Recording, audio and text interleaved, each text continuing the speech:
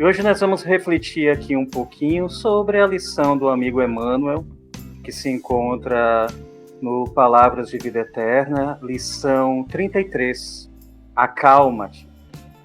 O versículo do Evangelho do Mestre é: a Deus tudo é possível. Se encontra no Evangelho segundo Mateus 19, 26. E disserta para nós, querido amigo Emmanuel: seja qual for a perturbação reinante, acalma-te e espera, fazendo o melhor que possas.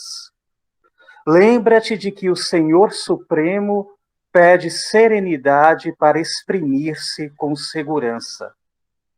A terra que te sustenta o lar é uma faixa de forças tranquilas. O fruto que te nutre representa um ano inteiro de trabalho silencioso da árvore generosa. Cada dia que se levanta é convite de Deus para que lhe atendamos a obra divina em nosso próprio favor. Se te exasperas, não lhe assimilas o plano. Se te afeiçoas à gritaria, não lhe percebes a voz. Conserva-te, pois, confiante, embora o preço de sacrifício. De certo, encontrarás ainda hoje corações envenenados que destilam irritação e desgosto, medo e fel. Ainda mesmo que te firam ou apedrejem, aquieta-te e abençoa com a tua paz. Os desesperados tornarão a harmonia, os doentes voltarão à saúde, os loucos serão curados, os ingratos despertarão. É a lei do Senhor que a luz domine a treva, sem ruído e sem violência. Recorda que toda dor, como toda nuvem, forma-se, sombra e passa. Se outros gritam e oprimem, espancam e amaldiçoam, acalma-te e espera. Não ouvides a palavra do Mestre quando nos afirmou que a Deus tudo é possível e, garantindo o teu próprio descanso, refugia-te em Deus. Como sempre, o amigo Emmanuel nos apresentando um pequeno roteiro para a aquisição das nossas virtudes. Nós somos seres cientes, nós somos seres espirituais, nós somos seres viajores no tempo e no espaço para adquirirmos experiências e crescermos no nosso intelecto e nos nossos valores éticos e morais. Para tanto, nós temos o roteiro seguro do Evangelho de Jesus, que é para nós o despertar. É o despertar da nossa consciência. E eis que Emmanuel nos apresenta uma virtude que é extremamente fundamental para o nosso desenvolvimento como seres humanos, que é a calma. A calma que envolve os nossos pensamentos que ainda estão em desequilíbrio, são pensamentos constantes, mas ainda carregados de perturbações, tanto que a psiquiatria, que estuda o nosso psiquismo com as ciências psicológicas, nos colocam que praticamente 93% do que pensamos são pensamentos inúteis, pensamentos que não servem para nada. Mas o problema não são esses 93% das besteiras, né, que nós pensamos. O problema são os pensamentos que em nós geram sentimentos. E muitas vezes, sentimentos em desequilíbrio. O vigiai que o mestre nos ensina é sobre esses pensamentos. E para que consigamos controlar esses pensamentos que em nós geram sentimentos, é necessário a calma, a paciência, né? A famosa ciência da paz, que somos convidados a desenvolver. Só, meus queridos, que desenvolver virtudes não é fugir das situações da vida. Fugir não gera progresso nem crescimento. Estou falando isso porque existem situações que nos irritam. Existem pessoas que nos irritam. E é aí que nós temos a oportunidade para exercitar a nossa calma. Porque muitas vezes nós ouvimos, ou nós mesmos falamos, né? Eu fujo dessas situações de estresse, dessas situações que geram raiva. Mas fugir não é o caminho. Não é o caminho porque o fugir não gera virtude. A virtude só é adquirida pelo hábito. Então, no meio das situações que nos estressam, que nos deixam com raiva, que geram em nós ainda a paixão no desequilíbrio do ódio, aí está a oportunidade para exercermos a calma. Como? Buscando pacificar a nossa mente. A sabedoria oriental nos ensina isso, né? Nós ocidentais ficamos muito apegados à razão, como se nós fôssemos seres 100% racionais. Nós somos seres ainda instintivos. Nós encontramos isso no Evangelho segundo o Espiritismo, uma lição sobre isso, sobre o desenvolvimento das paixões, dos sentimentos, até chegar ao amor. Nós ainda não estamos no amor. Nós temos atos amorosos, mas nós ainda temos atos muito contrários ao amor.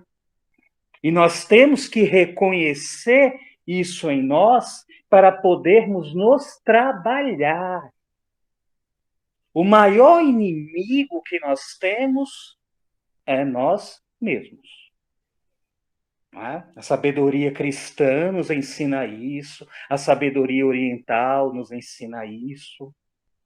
Nós temos que aprender a nos amar, a reconhecer aonde estão os nossos limites, quando esses limites são rompidos e por quê, para podermos nos trabalhar e nos modificarmos para melhor. O mestre está sempre conosco, mas ele não faz a lição por nenhum de nós. Nós temos que nos esforçar, nós temos que perseverar, caminhar, cair, levantar, quantas vezes forem necessárias, até que estejamos com as pernas das nossas virtudes firmes e não caiamos mais. Ou seja, se aquela situação me irrita, eu irei muitas vezes me irritar, mas eu vou me esforçar para ter o autocontrole dos meus pensamentos, dos meus sentimentos. E assim nós vamos adquirindo as virtudes necessárias para o nosso progresso. A doutrina espírita, ela vem justamente nos esclarecer sobre isso. Porque durante muito tempo, dentro da própria doutrina cristã, foi nos ensinado que nós não precisamos fazer nada, bastaria ter fé em Jesus, que seríamos salvos. Jesus nunca nos ensinou isso. Muito pelo contrário. Ele ensinou o esforço, o compromisso, a dedicação, o trabalho, para que possamos progredir. Tendo da parte dele a sustentação, o amor e a graça que vem do Pai, para que possamos evoluir. Olha como a doutrina espírita é libertadora. Ela vem nos abrir novamente esse véu que foi colocado no Evangelho e que nos deixou como criaturas passivas. Não, nós somos ativos em nós mesmos, porque nós somos seres espirituais. Tanto aqui na matéria, como no plano espiritual, nós somos o que somos, com as nossas virtudes que conquistamos, com os vícios que ainda temos, com as limitações que ainda temos. E nós temos que nos trabalhar, nós temos que aprender a nos amar, nós temos que aprender a nos perdoar para amar o próximo. Veja a condição que o mestre colocou: amar o próximo como a si mesmo. Se eu não me amo, fica difícil amar o outro. Se eu não me conheço, fica difícil conhecer o outro. Se eu não compreendo que eu sou falho, fica difícil eu compreender as falhas do outro. Nós não somos perfeitos ainda na perfeição relativa que nos cabe, pois perfeito nunca seremos, pois esse atributo cabe unicamente ao Pai. Só Deus é. Nós existimos, nós não somos. Quem é o Criador. Mas nós caminhamos nele. Já diz o apóstolo, não é? Quando está lá no Areópago e Atenas, em Deus nós nos movemos e somos nele. Então nós somos chamados a esse progresso conosco mesmo. E a calma é fundamental. Sem calma, sem paciência, fica difícil nos trabalharmos. Fica difícil conviver com os outros, sermos aceitos e aceitarmos o outro. Mas que coisa boa. O mundo, né, esse mundo que nós estamos encarnados no século XXI, sociedades complexas, as nossas relações múltiplas e variadas. Então nós estamos numa escola para aprendermos, porque a todo momento nós temos a oportunidade de trabalharmos em nós a calma. Seja no metrô, seja no carro, seja andando na rua, seja com os familiares, seja com o esposo ou a esposa, seja com os filhos, seja com os amigos. Nós temos uma oportunidade imensa. Olha que maravilha! Ah, mas me irrita, me deixa nervoso, mas vamos mudar a chavezinha. Vamos ver isso como oportunidade. Agora, o problema em nós é um. Nós queremos as coisas para ontem e sem esforço. Então, nós vamos ser bons sem praticar a bondade. Nós vamos ser caridosos sem praticar a caridade.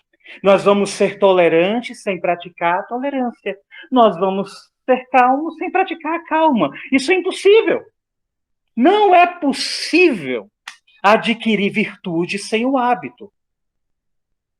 É necessário o hábito. O hábito vem pelo pensamento que se vai materializar na fala, que se concretiza nos atos. A repetição dos atos é que gera em nós a virtude. Assim como o contrário. A repetição de um ato não de acordo com as leis divinas gera em nós o vício.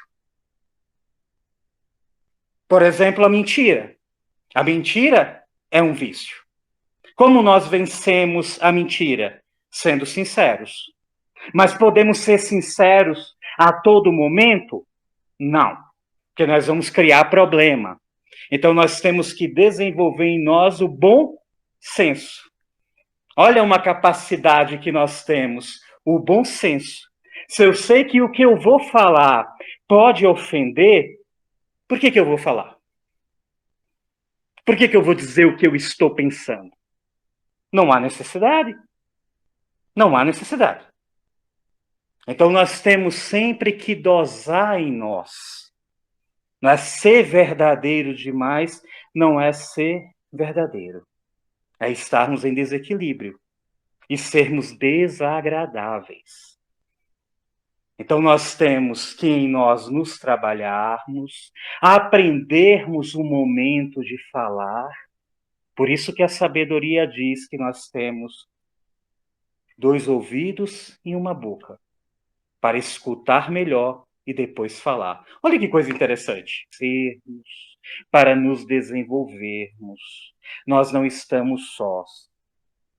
Né? Nós temos aí amigos da espiritualidade que, quando é permitido e quando dá, nos amparam.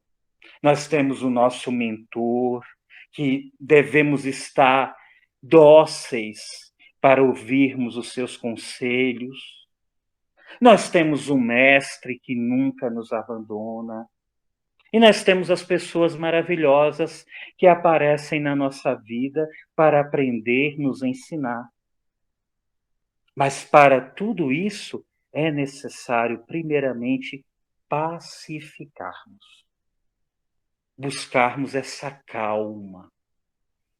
Não uma calma aparente, mas uma calma que parte dos nossos pensamentos e dos nossos sentimentos. Por mais difícil que isso seja. Nada disso que eu estou dizendo aqui é fácil. Mas quem foi que nos disse que seria fácil? Jesus nunca disse que seria fácil esse trabalho conosco mesmo. E por que não é fácil?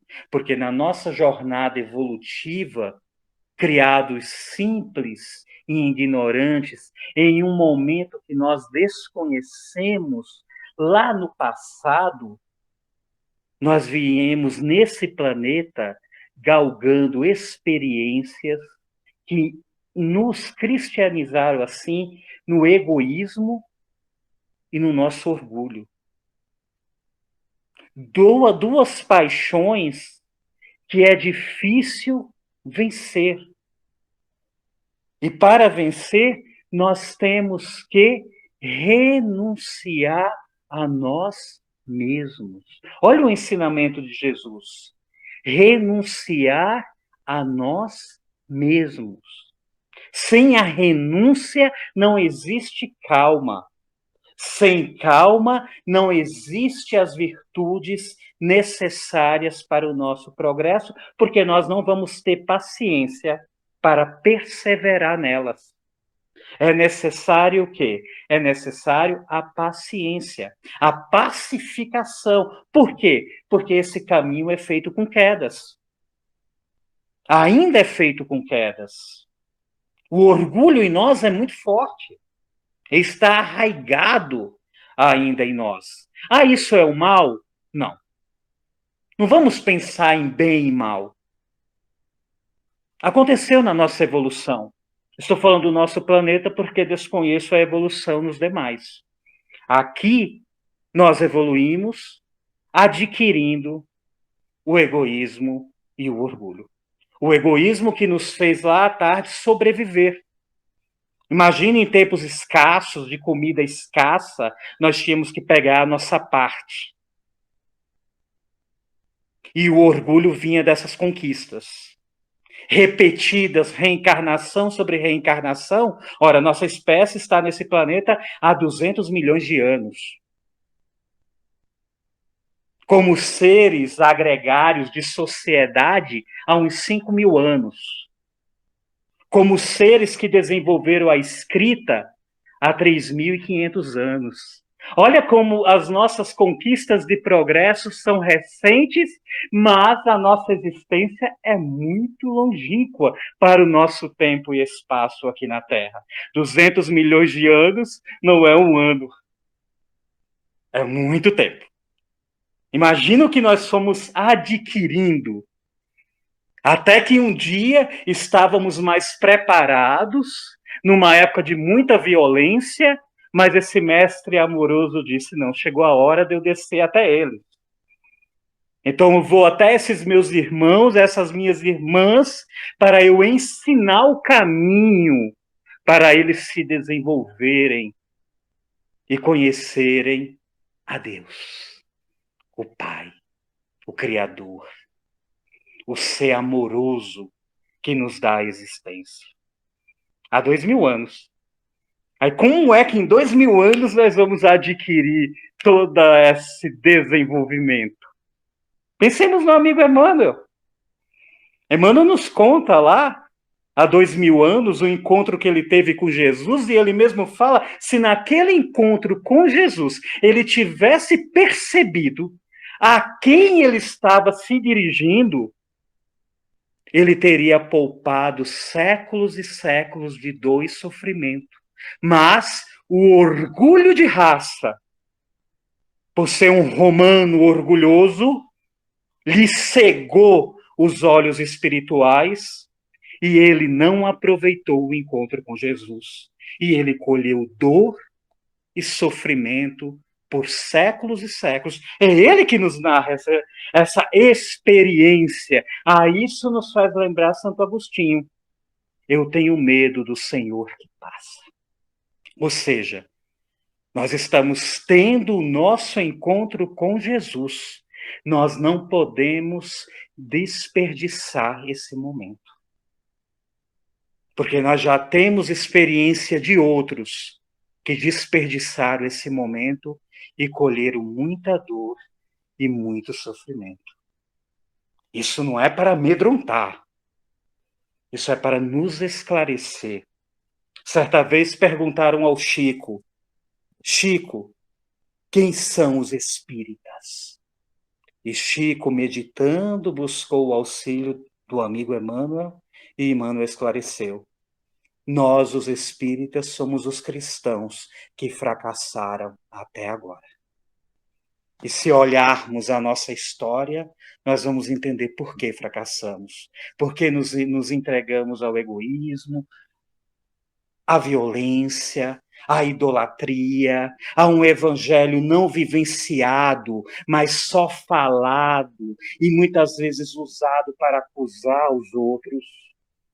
E agora, como espíritas, nós estamos compreendendo que nós temos uma obrigação conosco mesmo, que é a obrigação de vivenciarmos o evangelho da vida. Esse evangelho que nos liberta e que nos ajuda a libertar os outros, não pela imposição, mas pela nossa conduta. Daí está a nossa responsabilidade maior, porque nós devemos testemunhar Jesus não com as palavras que voam, mas com os nossos atos e ações que permanecem. Daí a caridade. Amar. Dizia Madre Teresa de Calcutá, amar até doer, porque amar dói. E por que dói? Dói porque nós temos que renunciar ao nosso orgulho e ao nosso egoísmo para amar, aceitar, tolerar, respeitar o outro. Isso dói no nosso orgulho. Amar até doer. E se não doer, não estamos amando verdadeiramente. Se o amor não nos incomoda, nós não estamos ainda amando, porque o amor tem que tirar de nós a zona do conforto, para que possamos nos abrir a esse amor que é a potência maior do universo, porque é a essência de Deus. Diz o apóstolo João, Deus é amor. O amor que liberta, o amor que não impõe, mas o amor que acolhe, o amor que não julga, porque Jesus não nos julga nem julgou. Jesus só julga a hipocrisia. Quando somos hipócritas, nós temos a condenação do Mestre. Mas quando sabemos que somos frágeis, que temos defeitos, que caímos como qualquer ser humano, nós temos o amparo e a sustentação dele. Zaqueu, hoje eu como na sua casa. E Zaqueu, aquele homem baixinho, desceu daquela árvore, aflito, porque explorava o próprio povo, era o chefe de cobradores de impostos, tinha tirado dinheiro de muitas pessoas, inclusive pessoas pobres, vivia numa riqueza para a época, e o que é que ele diz a Jesus? Mestre, se eu roubei alguém, eu devolverei 4 vezes mais. E Jesus olha e diz: hoje a salvação entrou na sua casa. E o De Luca nos traz uma revelação. Quem é esse Espírito que encarnou há 2000 anos como Zaqueu, se tornou apóstolo de Jesus no lugar de Judas, Zaqueu, Matias, e que lá na frente, século XIX, no Brasil, foi o nosso Bezerra de Menezes. Ele encontrou Jesus, ele não deixou a oportunidade passar. Ele encontrou, se entregou ao mestre com seus vícios, com as suas incertezas, com o seu egoísmo, com o seu orgulho, se deixou trabalhar pelo evangelho e aqui foi o médico dos pobres, amando até doer, amando até não tendo nada mais na sua casa, mas ele sempre tinha algo para dar a quem necessitava. Inclusive tendo uma filhinha dodói, sofrendo possivelmente para desencarnar, mas quando uma mãe vem bater e pedir socorro para a sua filhinha, ele foi socorrer essa garotinha. E quando voltou, aconteceu aquilo que o centurião experimentou com o servo. Sua filhinha também estava curada, porque ele muito amou e renunciou ao amor de pai para se entregar à dor de uma mãe. É isso, meus amados, que nós devemos buscar na nossa vida de espíritas. Repito, não é fácil. Não é fácil. E que bom que não é fácil. E que bom que não é fácil. Porque se nós fizermos esse exercício, se nós fizermos esse esforço, se nós tivermos essa perseverança, se nós acreditarmos nesse mestre e confiarmos, nós iremos dizer como Paulo: combati o bom combate, terminei a carreira, guardei a fé. E agora está reservado para mim a coroa que o Senhor, justo juiz, me dará naquele dia. E Paulo entrega a sua cabeça ao algoz, é decapitado em Roma, e quando abre os olhos no plano espiritual, estão lá todos aqueles que ele ajudou, aqueles que ele feriu, como Abigail e Estevão, e todos buscando abraçá-lo como irmão em Cristo, porque reconheciam nele o apóstolo do amor, o apóstolo da gente, aquele que sem ele nós não estaríamos aqui conversando sobre Jesus de Nazaré. Todos nós somos convidados a esse caminho. Jesus está sempre conosco. Não esqueçamos disso. Mesmo nos momentos de tristeza, nos momentos de dor, nos momentos de perda, no momento de desespero, o Mestre está conosco e ele muitas vezes nos carrega no colo, sem que saibamos. Tenhamos fé, tenhamos esperança. Vivamos e nos esforcemos na caridade, para que um dia, quando fecharmos os olhos para essa realidade, possamos colher os frutos no amor, socorrendo também os irmãos e as irmãs que estiverem a padecer no plano espiritual. Sem medo, porque com Cristo não importa onde estejamos, nos palácios, no casebre, nas ruas, nos edifícios, não importa. Aonde quer que estejamos, nós somos chamados a testemunhar Jesus de Nazaré, testemunharmos o amor e vivermos o evangelho da vida, acalmando-nos, pacificando-nos, para termos a mente clara, para tomarmos sempre as decisões mais de acordo com as leis maiores do Pai. Que Maria, nossa mãezinha amorosa, possa nos proteger hoje e sempre. Que Maria, nossa mãe amorosa, cubra-nos com seu manto de amor, com seu manto de proteção e nunca, nunca deixe faltar na nossa vida o vinho da fé, o vinho da esperança, o vinho do esforço, o vinho da alegria. E que os benfeitores nos abençoe e nos proteja em nome de Deus, em nome de Jesus de Nazaré.